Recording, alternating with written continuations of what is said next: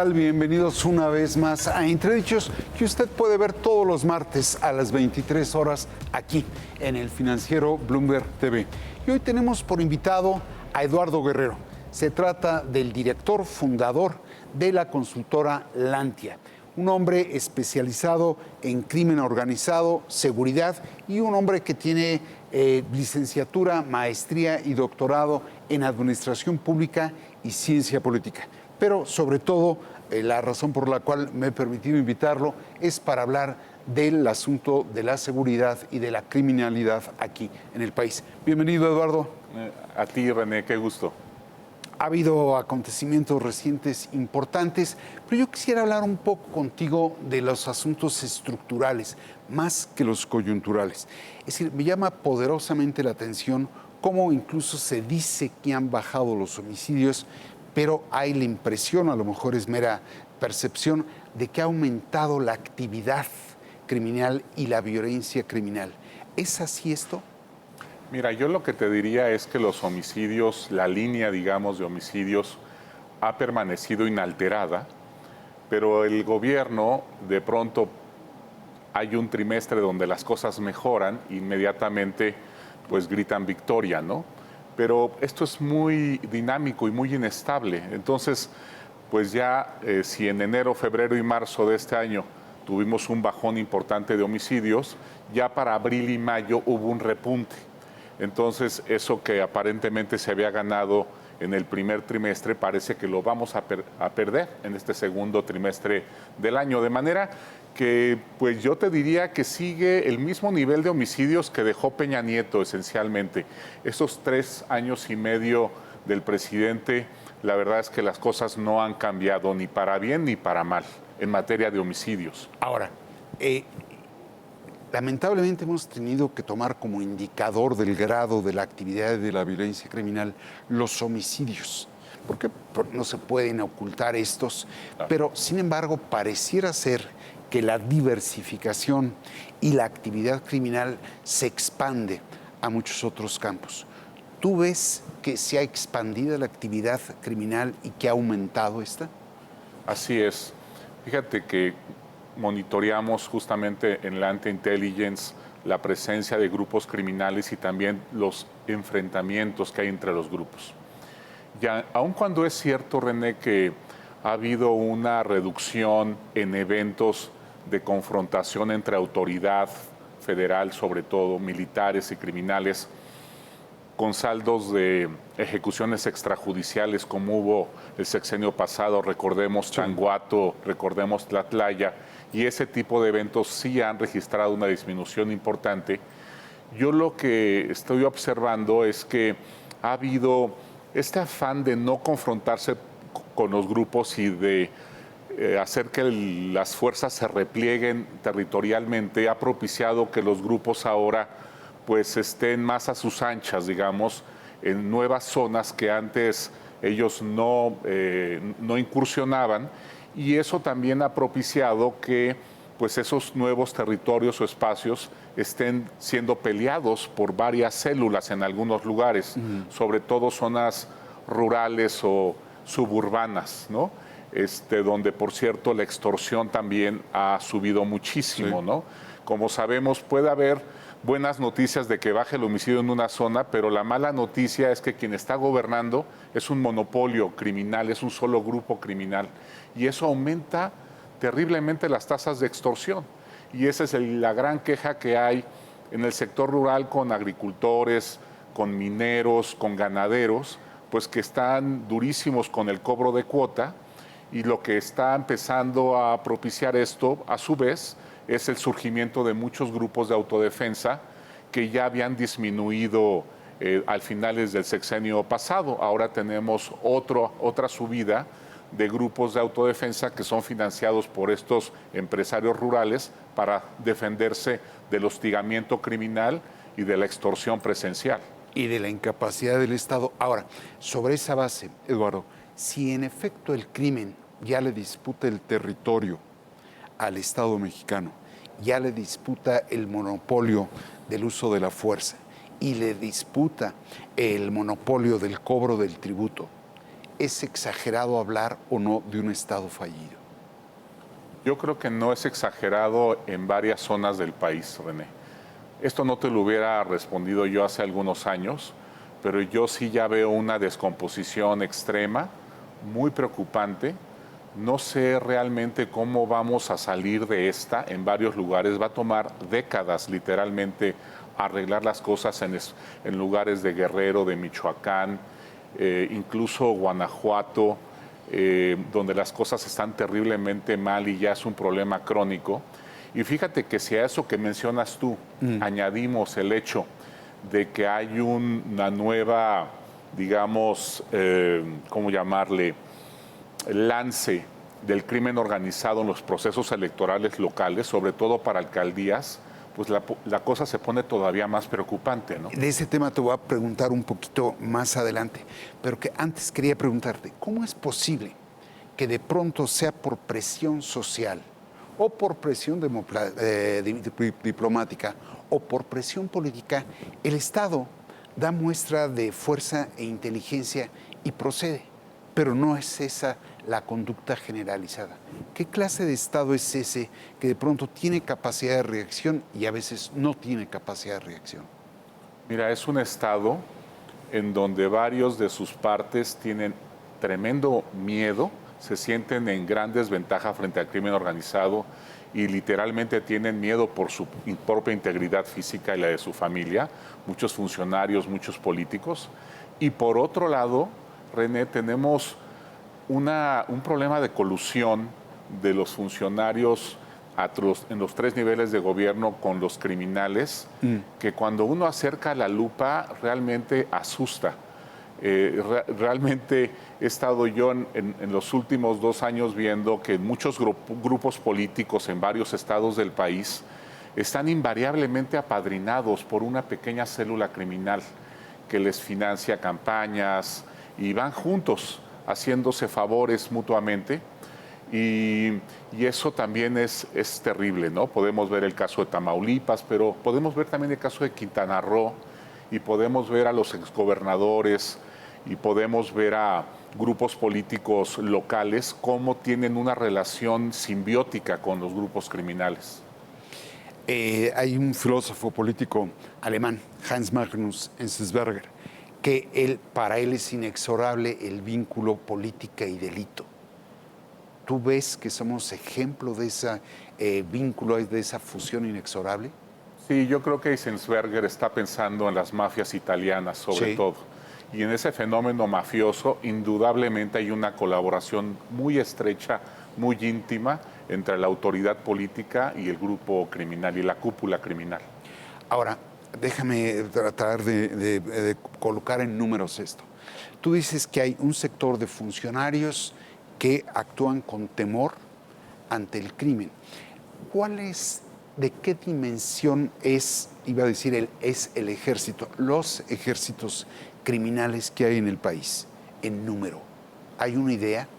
No, es muy difícil cuantificarlos, René, porque tendríamos que cuantificar no solamente, digamos, unas células de sicarios, sino también a todos los vigías o halcones, como se les llama coloquialmente, que les apoyan. Y muchas veces, y esto también es tremendamente preocupante, ya ha enraizado el crimen socialmente y hay una colaboración social de la comunidad completa con el crimen, sobre todo cuando los criminales empiezan a derramar dinero en las comunidades, como sucedió ahora durante la pandemia. Grupos como los grandotes, como Cártel Jalisco o Sinaloa, pero también pequeños como los Viagra o como los Zetas Vieja Escuela, estuvieron regalando despensas, electrodomésticos, incluso hay evidencia anecdótica de que también ofrecieron trabajo a muchos jóvenes que se quedaron desempleados en varios lugares del país. Y eso les ha ganado enorme simpatía por parte de una base social muy importante, ¿no? Y frente a eso, tiene margen de oportunidad la idea de atacar el problema de la criminalidad desde la raíz social y no solamente desde el combate militar o policial? Sí, por eso sonaba muy bien la propuesta inicial del presidente López Obrador. y que Alfonso Durazo se hiciera cargo de la Secretaría inicialmente, no sonaba mal pensando en una estrategia bien hecha de prevención social del delito, como lo intentó el gobierno anterior con la Subsecretaría de Prevención Social del Delito y su primer titular, que fue Roberto Campa, y que lo intentaron, pero que terminaron atomizándose los recursos por criterios políticos. En este caso, pues realmente nunca hubo una propuesta propiamente de prevención social del delito. Lo que hubo fue propuestas de programas sociales más como de tipo clientelar, en el caso, por ejemplo, de las becas de estudiantes, pensando que podían ellos, digamos, atraer con esas becas a jóvenes que estaban siendo reclutados por el crimen organizado. Pero eso no es cierto, no hay competencia, digamos, con el crimen organizado, ni en términos de salarios, ¿no? Porque lo que ofrece el crimen organizado a estos jóvenes es mucho más de lo que le ofrecen las becas, pero además el segmento, digamos, de edad de los sicarios mexicanos es mucho mayor que el de los jóvenes estudiantes. El promedio de edad, digamos, de un sicario mexicano ahorita ronda los 23, 24 años, que es una edad mucho mayor que en donde se están focalizando esas becas, ¿no? No tiene efecto alguno esa política sobre la violencia criminal. No, sí la tiene, me parece. Habría que hacer análisis más rigurosos estadísticamente, pero yo he hecho unos primeros esfuerzos y lo que vi más bien es que posiblemente tenga impacto en la delincuencia callejera y en la baja de robo de vehículo, baja de robo a transeúnte, robo a casa habitación. Ese tipo de delitos sí han mostrado uniformemente en el país una tendencia a la baja en los últimos 3 años y posiblemente tenga que ver con el impacto de estos programas y quizás también por factores propios de la pandemia. ¿Es desmesurado decir que ha fracasado la estrategia socio-anticriminal del gobierno? No, no me parece exagerado. Yo creo que sin duda lo que tiene de cabeza este país es el crimen organizado y la violencia que ha desatado desde 2008. Creo que es el tema que a todos nos preocupa mayormente. Sí. Entonces, aunque ha habido digamos, algunos logros en algunas zonas, como la que acabamos de comentar, sin duda en el corazón del problema sí se ha fracasado estrepitosamente, ¿no? Ya, pues quisiera todavía tocar otros temas contigo, pero si me dejas, vamos a una pausa y regresamos.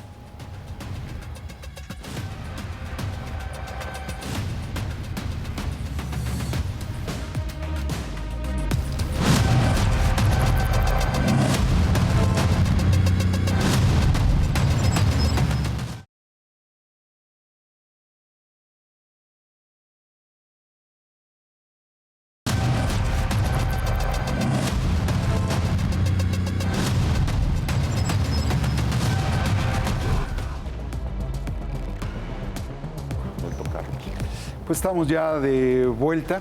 Estamos con Eduardo Guerrero, director de la consultora Lantia Intelligence. Eduardo, quisiera pasar a otro tema en relación contigo en cuanto a la seguridad se refiere.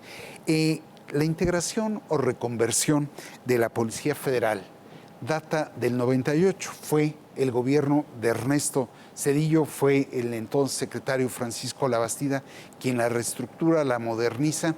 Y a partir de entonces han transcurrido 24 años. Si me voy al 2000 para facilitar la cifra, 22. ¿Cómo es posible que tantos gobiernos de distinto origen político no hayan podido resolver ese problema que ya desde entonces se veía? Mira, la verdad es que no tenemos un servicio profesional policial como debería ser, ni a nivel federal, ni a nivel estatal, menos a nivel municipal, ¿no? En algunos municipios ni siquiera policías hay, ¿no? Y fue algo, pues, que, dado que no teníamos una crisis mayor en materia de seguridad, tú mencionas 98 como el inicio de la Policía Federal. Bueno, ahí las cifras iban a todo dar en materia de homicidio. De hecho, llegamos a tener solo 8 homicidios por cada 100,000 habitantes en 2007. Estamos hablando de que Estados Unidos tiene 5 por cada 100,000. Íbamos con una tendencia a la baja. O sea, muchos ya presumían que íbamos a tener tasas de homicidio del primer mundo, ¿no? Pero algo sucedió en 2008 que se dispara el crimen y que, en mi opinión, tiene que ver con una estrategia mal calculada que implementó el presidente Calderón, ¿no? Con buenas intenciones, con un lance audaz y valiente, pero equivocada, y que consistió en fragmentar a las organizaciones criminales y nos ha generado una serie de problemas múltiples, ¿no? De muchas bandas que no sabemos ahora cómo enfrentar, ¿no? La verdad es que también no tenemos el conocimiento experto, no tenemos el perfil de los funcionarios calificados para llevar a cabo esto. Es como cuando teníamos aquellas crisis terribles de hiperinflación y de mal manejo de las finanzas públicas hace algunos años, y que nos costó 2 o 3 décadas formar funcionarios en el Banco de México, en la Secretaría de Hacienda, con una formación profesional en materia de hacendaria. Lo mismo nos va a pasar acá. Tiene que irse creando un grupo de funcionarios expertos que encabecen las agencias de seguridad y de inteligencia, y eso apenas está, digamos, en estado incipiente. Nos va a llevar todavía mucho tiempo. ¿Está en estado incipiente? Sí. Bueno, yo creo que a nivel estatal, fíjate, creo que ahí es la esperanza, ¿eh? Yo no estoy hablando ahorita pensando a nivel federal, porque lo que veo más bien es una descomposición del CISEN, una agencia que había ido progresivamente mejorando y teniendo una franja de funcionarios muy especializada. Ahora la veo más bien rota, y tenemos solamente el tema de la inteligencia militar. Pero si bajamos la lupa a nivel estatal, sí vemos que algunos gobernadores, por ejemplo, la jefa de gobierno de la Ciudad de México y Omar García Harfuch, subsecretario, sin duda tienen un muy buen trabajo de inteligencia ahí para hacer lo que están haciendo. Y lo mismo pienso, por ejemplo, en el caso de Yucatán, lo que pasó en Coahuila con Rubén Moreira, lo que en Yucatán, sin duda, ¿no? Yucatán es como el modelo, el paradigma de hacia dónde deberíamos ir en materia de seguridad a nivel estatal, ¿no? Hay varios estados que han tenido logros. Mira, Tamaulipas, en un lapso muy breve, García Cabeza de Vaca, con la colaboración del gobierno de Texas, logró armar unos grupos de operaciones especiales muy sofisticados, tanto en materia de inteligencia como de operación policial, y lograron arrinconar a la tropa del infierno, el famoso brazo armado del cártel del noreste, en una cosa muy rápida, ¿eh? O sea, se fueron un par de años, regresaron y al año ya estaban arrinconando, ¿no?, a cártel del noreste y bajando impresionantemente las tasas de homicidio, ¿no? Tú estás viendo en los estados una cierta luz. Así es. Ahora, en la escala federal, yo digo, es de locura. Tú señalas bien que quizás los índices delincuenciales, sobre todo el de homicidios, no era tan importante al final de Ernesto Zedillo. Sin embargo, con Vicente Fox se crea la Secretaría de Seguridad, se crea la Agencia Federal de Investigaciones, que se sostiene con Calderón, el cual modifica la Policía Federal Preventiva para dejarla como Policía Federal. Luego llega Enrique Peña Nieto, desaparece la Secretaría de Seguridad, reconcentra en Gobernación, y llega Andrés Manuel López Obrador y repone la Secretaría de Seguridad. Nada más de lo que asientes. Sí, sí. ¿Se puede armar una política de seguridad pública a partir de si cada sexenio cambias las instituciones, la política? Así es, no se puede, ¿no? Como tú bien mencionas, los políticos deben sacar las manos ya de las agencias de seguridad, ¿no? El grado de politización de la Policía Federal, de las policías estatales, de las municipales, también la politización de las agencias de inteligencia ha sido tremendamente nocivo para pues para la estabilidad y para la seguridad del país, ¿no? Y yo creo que esto ojalá no tenga que pasar mucho más tiempo y tengan que descomponerse más las cosas para que haya un golpe de timón y ya haya una regulación estricta para el reclutamiento, la formación, la evaluación del desempeño y todo el tema de un servicio profesional, tanto de policías como de agentes de inteligencia y de investigación. Todavía estamos en pañales. Es increíble que ya llevamos con esta crisis, René, empezó en 2008, ¿no? Llevamos ya 14 años y todavía no ha habido un golpe en la mesa, alguien que diga, señores, se acabó la fiesta, políticos, sálganse ya de las esferas de seguridad, ¿no? Y vamos a tener ya una ley federal en esta materia y vamos a formar ya a personal muy especializado con estabilidad laboral, con horizontes de desarrollo profesional para que estén ahí trabajando por la seguridad del país, ¿no? No lo tenemos todavía. Elaborar una política de Estado. Exactamente. De Estado. Exacto. Necesitaría pasar por un acuerdo multipartidista con un carácter transeccional, donde realmente supiéramos, a lo mejor no vamos en el camino correcto, pero es un camino. ¿Tú ves que si no hay ese tipo de acuerdos no vamos a remontar la situación?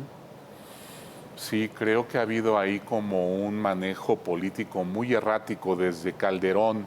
Calderón no contó con una coalición importante, por ejemplo, de gobernadores que jalaran con él en materia de seguridad y luego él se quejó muy amargamente, pero cuando se arranca el sexenio, los presidentes son muy arrogantes, son muy soberbios, ¿no? Y subestiman las alianzas y trabajar consenso, que es un trabajo muy pesado. Igual sucedió con Peña y igual está sucediendo ahora lamentablemente con López Obrador, ¿no? Pero yo creo que es tal, digamos, el deterioro que estamos observando del país en esta materia y que está empezando ya a carcomer columnas de gobernabilidad y de estabilidad política, que posiblemente se esté ya, digamos, creando el terreno propicio para que este acuerdo multipartidista se genere a inicios de la próxima administración, ¿no?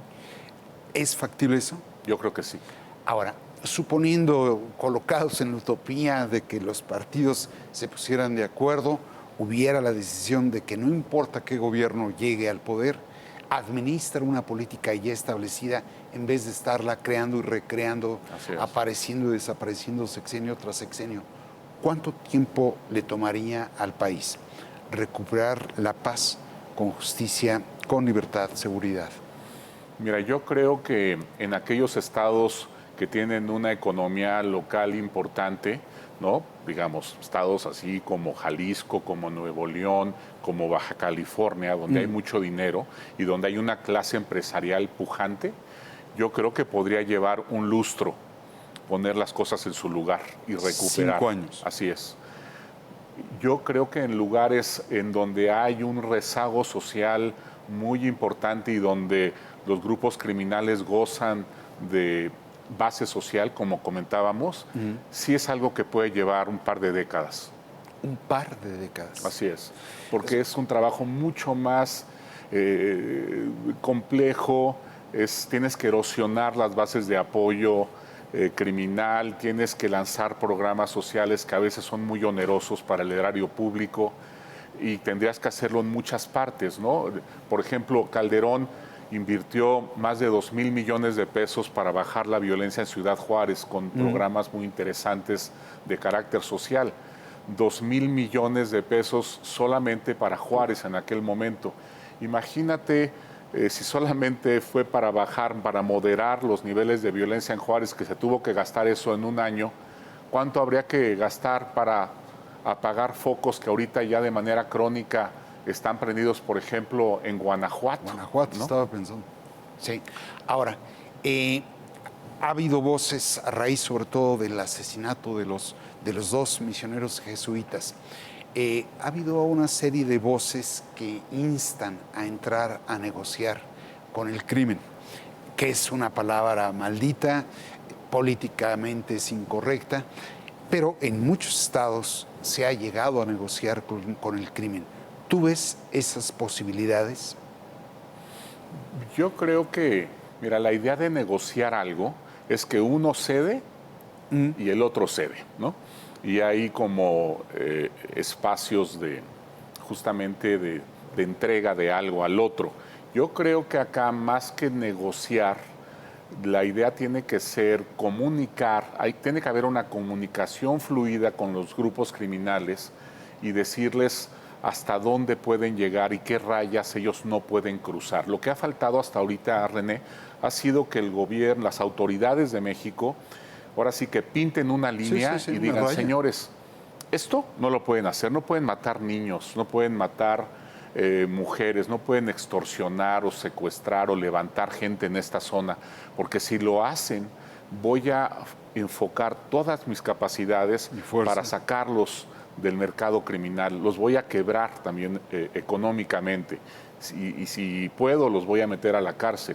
Y esa amenaza creíble de la autoridad no la hemos podido construir hasta ahorita en la mayor parte del país, ¿no? Hay algunos lugares, justamente Yucatán, en donde los grupos criminales saben que si cometen cierto tipo de delitos, pues la policía yucateca los va a acabar, los va a perseguir y los va a meter a la cárcel, ¿no? Ahora, desde luego todo el mundo piensa que cuando se habla de negociar es convocar a una convención entre el gobierno y los criminales. No, pero de lo que tú estás hablando son de prácticas políticas que dejan muy claramente establecido cuál es el límite, cuáles incluso llegan a ser los delitos tolerados y cuáles no. Ahora, está hablando el presidente de lanzar una iniciativa de reforma constitucional para adscribir la Guardia Nacional al Ejército. ¿Estás tú de acuerdo con eso? Mira, viendo el fracaso que ha habido en formar una Guardia Nacional consistente, con espíritu de cuerpo y con eficacia operativa, viendo que no hemos podido lograrlo, creo que sí sería útil mandar la Guardia al seno, digamos, de la Secretaría de Defensa para que ahí homogeneizaran procesos, digamos, los sometieran a una disciplina justamente de desarrollo profesional para que en unos 2 o 3 años fueran, digamos, expulsados de Sedena, regresaran, ¿no?, al ámbito civil, pero ya con una formación, con una disciplina, con una cohesión que no tienen ahora y que los ha vuelto tremendamente ineficientes, muy por debajo de las expectativas originales, ¿no? ¿No te preocupa que eso significara la militarización de la seguridad pública? No, eso la verdad siento que este tema de la militarización ha sido un poquito mal usado. Yo creo que cuando las cosas van muy mal, pues, y frente a la potencia de los grupos criminales que tenemos en México, que yo creo sinceramente, René, que es única en el mundo. O sea, yo creo que este país alberga a los grupos criminales más poderosos en términos financieros, de equipamiento, de tecnología que hay en el mundo. No creo que haya otro gobierno nacional que se enfrente a tantos grupos tan poderosos simultáneamente. Entonces sí creo que es necesario utilizar al ejército, porque estamos lidiando con grupos como Cártel Jalisco, Sinaloa, que pues tienen ellos también contingentes de sicarios de corte, de perfil militar, y tienen armas también de corte militar, entonces tenemos que enfrentarlos militarmente. Desafortunadamente, eso no sucedió con la Guardia Nacional. Yo pensé que la Guardia iba a ser justamente para darle en la torre, digamos, a Cártel Jalisco, a Cártel de Sinaloa. Para nada. Se ha utilizado la Guardia, yo no sé si porque ven que su desempeño es muy bajo, la están utilizando para asuntos de seguridad pública, como si fueran policías ordinarias locales, ¿no? Entonces eso también ha sido, pues, una gran decepción, ¿no? Déjame cerrar la entrevista con un asunto que ya tocaste en la primera parte de esta charla. La democracia, hablamos del pago de tributo, hablamos del control del territorio, hablamos incluso del monopolio de la fuerza. Pero pareciera ser que también ya disputa espacios políticos. La alternancia, que es otro tema políticamente incorrecto, la alternancia en el poder le ha abierto ventanas de oportunidad al crimen. No, pues sin duda, ¿no? Sin duda los grupos criminales, como la están viendo tan fácil en términos operacionales en varias zonas y además ven flojitos y cooperando a las autoridades, pues dicen, pues ¿por qué no ya yo mismo me vuelvo autoridad? ¿Para qué estar negociando con ellos si yo puedo ser ellos, yo puedo ser autoridad? Y olvídate, pues, digamos, se ahorrarían un enorme costo, ¿no? Que tienen que estar pagándole a autoridades corruptas, pero que les cobran también a los criminales muchas cosas. Entonces, eso ya está, digamos, en tránsito en varios estados del país, en varias zonas. Sin duda, los que están gobernando ya de facto son los grupos criminales que han logrado, digamos, colocar a su gente como candidatos a puestos de elección popular, que han financiado las campañas y que ahora esos alcaldes sirven para sus intereses y como tú bien mencionas, están distorsionando por completo el espíritu y el procedimiento democrático. Claro, pues te agradezco muchísimo la disposición. Encantado, René, como siempre. Como desde luego le agradezco a usted el hecho de acompañarnos aquí en Entredichos. Muchas gracias.